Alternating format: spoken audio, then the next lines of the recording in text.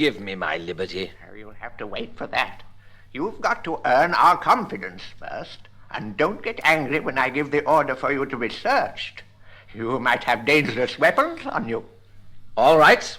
I'll pick up the officers myself. Here they are. Now I'll put them in my pockets. Gentlemen, make yourselves at home. Search as much as you like. I can see a large number of curious objects. So can I. There's a big box here. I'd like to open it. Oh, curse it! What happened to you?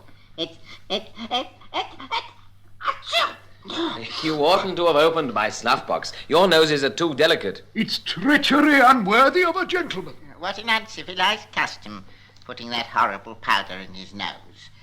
However, let's continue. Here are some huge metal wheels with the heads of men and women engraved on them. Those are my coins. I'm in difficulties. I'm all caught up in an enormous stretch of cloth, big enough to serve as a carpet in His Majesty's banquet hall. Oh, that must be my handkerchief. Oh, something else for his nose. He's very careful about his nose, isn't he? Yeah, look at this. This is a most peculiar machine. Put your ear close to it. Can you hear it go tick-tock, tick-tock? It makes as much noise as a watermill. That's my oracle. I rarely do anything without consulting it. It must be the god he worships. Have you finished going through his pockets yet? Yes, Your Majesty. But if we have to draw up an inventory of all these objects... Put it all on the ground. Prisoner, we shall have to take your sword. As you wish, Your Majesty.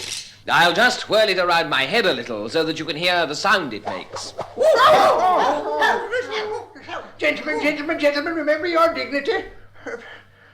Prisoner, do you mind telling me what those huge hollow metal columns are that are hanging by your side? I will show you, of course, Your Majesty. Everybody's lying flat on the ground. Even the king doesn't seem able to overcome his emotion. Oh, that's the most terrible device. Hand it over straight away. Let it be taken away to the deepest cellars of the palace. Guards, let two of the strongest of you take a pole on your shoulders and take away the tick-tock machine to the palace. It will amuse the queen and the ladies of the court.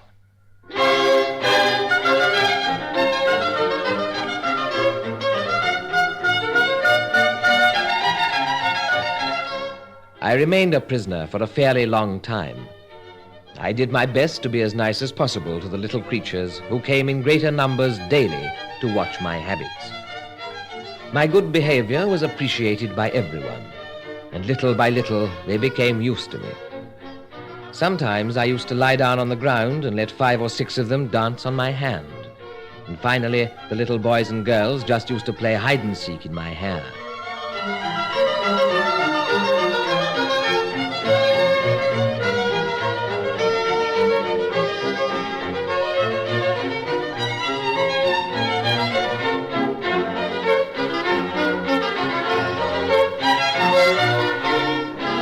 One day, the Admiral, Siresh Bolgolam, who seemed proud to be my mortal enemy, came to see me.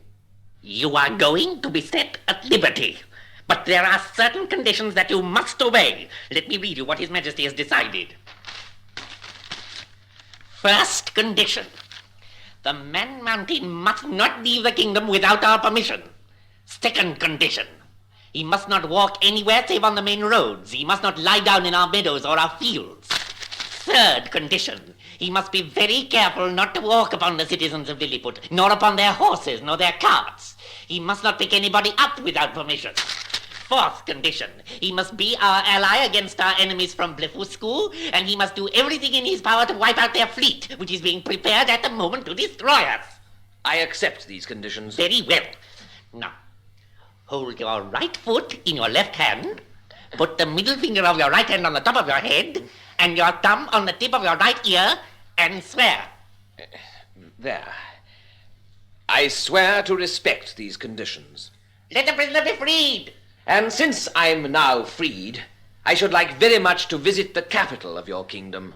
His Majesty is ready to grant your request, but wait until I have made certain arrangements.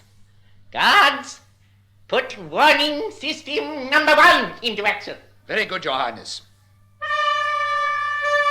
Watch out for the Man Mountain. Citizens of Lilliput, leave the high road, take your horses and carts into your yards, leave the public squares. The Man Mountain is coming.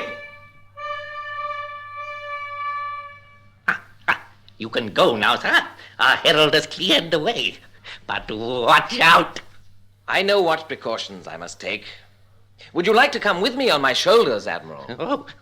No, thank you very much indeed. In any case, you're being watched very closely. The Lord High Commissioner for Home Safety is already in your pocket. Oh, Lord High Commissioner, don't hide yourself like that. Come and be my guide. Take me to the capital of Lilliput.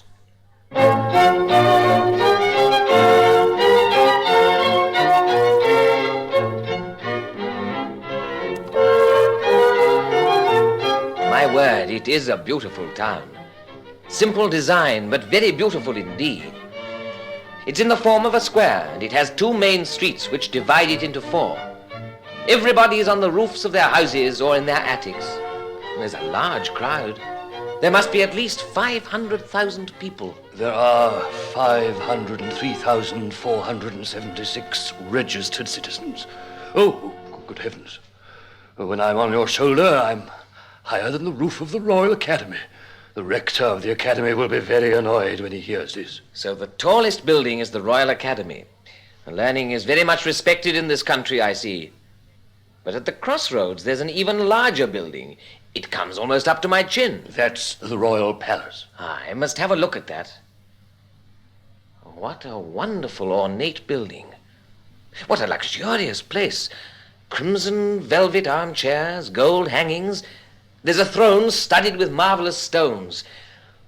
The king is there, but what's going on? Is there a circus in the throne room? Oh, that is not a circus, sir. But I can see tightrope walkers performing on a rope that's stretched on the ground. Those are not tightrope walkers, sir. Those are ministers. Ministers? Oh, yes, sir. In our country, anyone who is aiming at an important post learns how to walk a tightrope when he's very young. When a post is vacant, 5 or 6 candidates perform on the rope, and the one who jumps the highest obtains the post. But I've seen some of them fall 2 or 3 times, and they're going back to try again. They want to show the king just how skillful they are, because there's going to be a war with Blefuscu soon, and each one wants to command the army. That's very strange. But who are the people eating hard-boiled eggs? Are they ministers as well? They're special ministers. They're practicing eating eggs by the small end in order to teach people how to do it later. What? Eggs are terrible things. 6 revolts, peasant revolts, treachery, civil strife. Revolts, civil strife? But what about? Eggs, of course. People used to eat them by breaking them at the big end first. But the present king's father once cut his finger doing this when he was a boy. Thereupon his father, the emperor, gave the order that his subjects should break their eggs at the little end from that day onwards. I see. But the people didn't understand the reason for this very well. And there were plots and counterplots, and a number of people went into exile in Blefuscu. But is that serious? Serious? Our spies have told us that the exiles have formed a huge fleet to come and besiege Lilliput. We are desperately in need of your help. Now I understand why I've been set free. It will be my duty to defend the king of this country against invaders.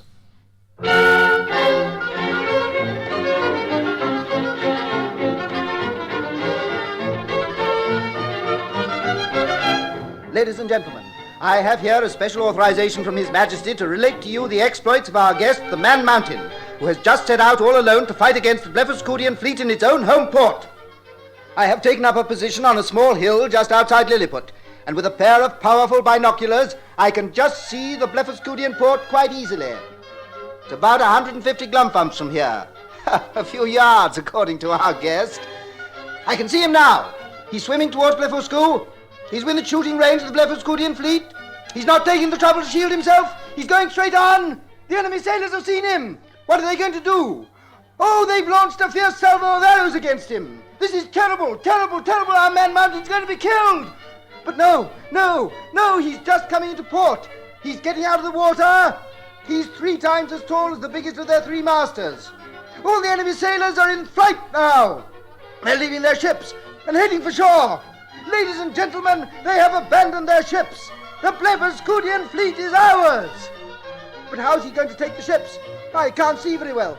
Just a minute. That's better. I can see the Man Mountain. He's tying all the ropes together on the prows of the ships. Oh, this is terrible. My friends, this is terrible. The enemy sailors have formed up again on the shore. They fired another murderous salvo of arrows at him. Can the Man Mountain's courage last out? He's cut all the mooring ropes now. And, ladies and gentlemen, this is sensational. Hooray! Hooray! Hooray! Our Man Mountain's pulling all the boats behind him. Citizens of Lilliput, you can be proud of our guest today. He's bringing the enemy's bastions of the sea to our own country.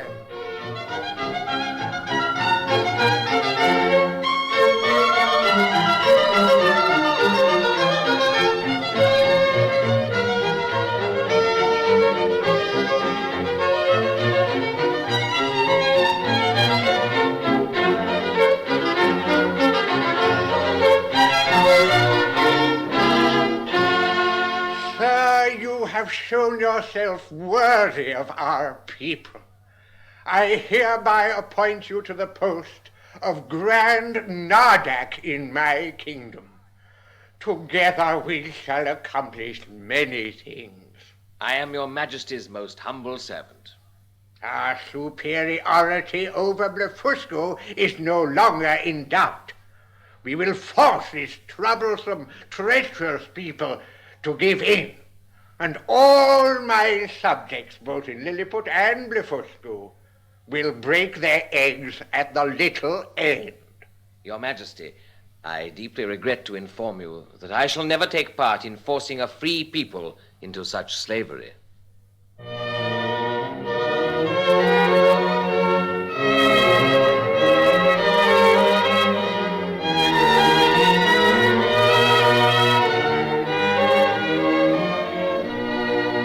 This refusal on my part aroused the king's anger against me.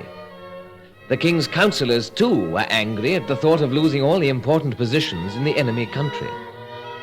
A plot was quickly hatched, and Bolgolam was its instigator. It's treachery pure and simple. The Man Mountain is plotting against us with the Blefuscudians. He must have the supreme punishment. Don't let's act hastily, gentlemen. Bolgolam is perhaps a little jealous because the Man Mountain captured the enemy fleet without coming for help and advice. I am not in the least bit jealous, but I have learned from a reliable source that we have been betrayed. Yes, the conversations he had with the delegates from Blefuscu who came to discuss peace are proof enough. And don't forget he refused to carry on a war with the Blefuscudians. Death to the traitor! Death to the traitor! Death to the traitor! Death to the traitor! Death to the traitor! Death to the traitor! Fortunately, I had become friendly with Redrizel, Minister of Foreign Affairs, and he, at the peril of his life, came to warn me of decisions that had been taken at this secret meeting of the Great Council. He earnestly entreated me to flee, and I did so immediately. I went as quickly as I could to Blefuscu and asked for asylum there.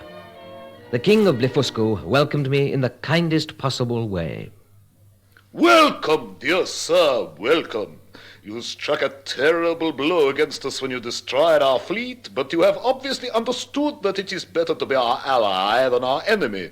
Together we shall accomplish many things. We shall take our revenge on Lilliput, and all my subjects in Lilliput and Blefuscu shall break their eggs at the big end.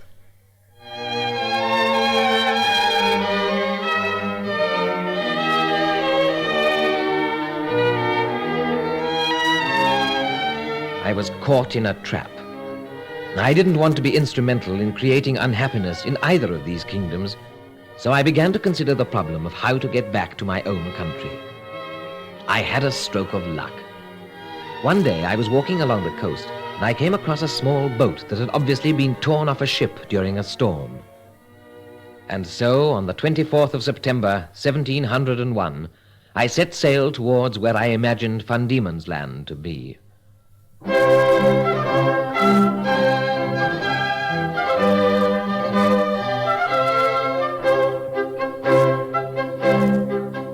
After I'd sailed 3 days without seeing any land or any vessel, I caught sight of a sail on the horizon. I waved as hard as I could in order to attract attention. The ship turned out to be one of His Majesty's fleet. I was saved. But what a size the sailors were that took me back on their ship to my own country.